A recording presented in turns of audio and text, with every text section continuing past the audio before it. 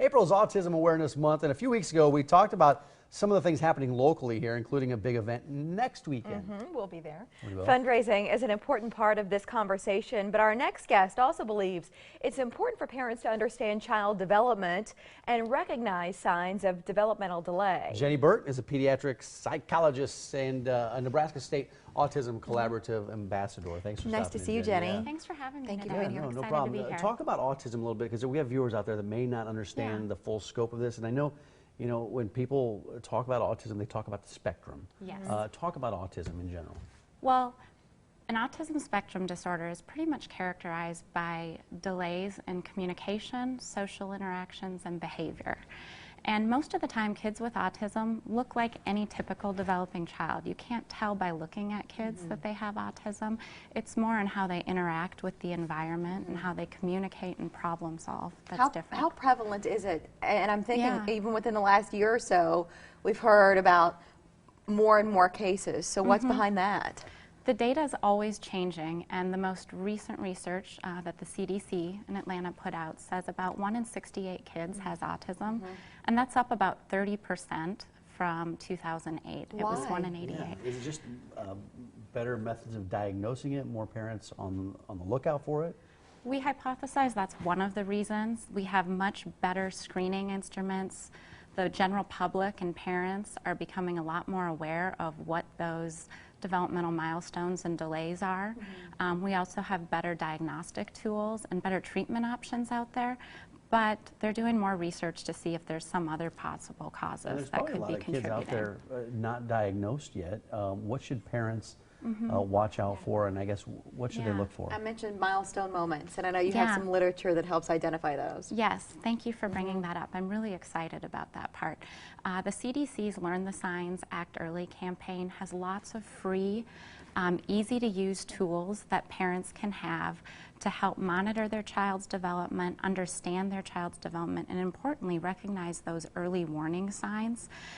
They have milestone handouts, but they also have a book called the Milestones Moment booklet that I was able to work with them on creating, so I'm pretty excited about it. How early can parents start to identify some of these signs? Because that's something else. I mean, years ago, parents would more closely look at 4 or 5 years old, and now we're talking about 1.5 years or 2 years old in some cases. We are. And pediatricians more and more are screening for kids, and that's recommended by the American Academy of Pediatrics, that they start screening as young as 9 months of age for possible developmental delay, and autism at 18 months and 24 months, because we know early intervention is critical to helping kids have optimal outcomes. What can you do once that diagnosis is made? What sorts of options are available to the kids and their parents? The first place that you need to start is by talking with your pediatrician to see if they might qualify for a referral to a developmental pediatrician or psychologist to have a real comprehensive evaluation process. But you also need to start that process with the school system,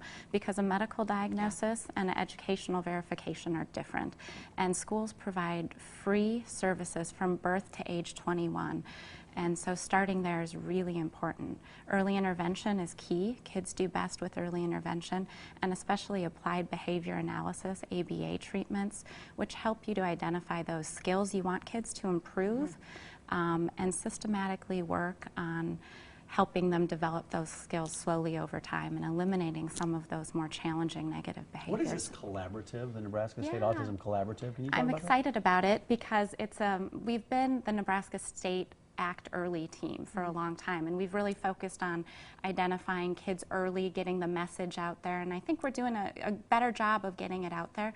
But where we need to make some improvements is making sure these kids, as they transition into adulthood, continue to have good quality services for them and their families. And so now we're the state collaborative team instead, and we're going to focus on the age span.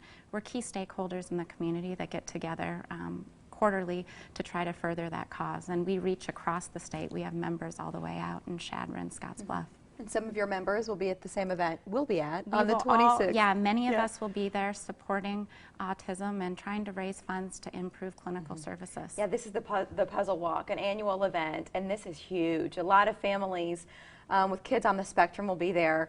But this is an event for all families. Registration starts that morning. There's a 5K, there's a walk, and then the events really go for hours throughout that morning and into the early afternoon. We encourage you to visit autismnebraska.org if you'd like to learn more about the Puzzle Walk. But this is an event that from the moment we got involved with it, we look forward to being asked back. Yes. Because it means a lot to us. We're so glad that you a can be new there. venue this year as well, the Ralston Arena, which Very never held exciting. there. It's rain and shine this year. It is. So I remember a couple years ago, I had a 1-year-old, and my wife was out of town, so I had to bring the 1-year-old. And I'm on stage, and I have some other people trying to watch my 1-year-old. I know he had and it was volunteers freezing, holding the baby. and my kid had snot running down his nose. So I'm looking forward to being inside. this year's going to be great. We hope that a lot of you are able to join us. Yeah, it's going to be a good event. So the website where our viewers can learn more about the collaborative or your work, where would you direct them Yes. online, Jenny? ASDinnebraska.org, and I'd also direct you to the CDC.gov and Learn the Signs Act Early campaign Yeah, for there's a those whole free checklist. materials. Whole checklist, and it's really simple.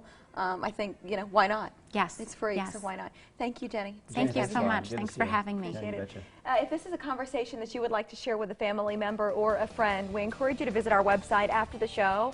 We'll post the clip along with others from today on our homepage.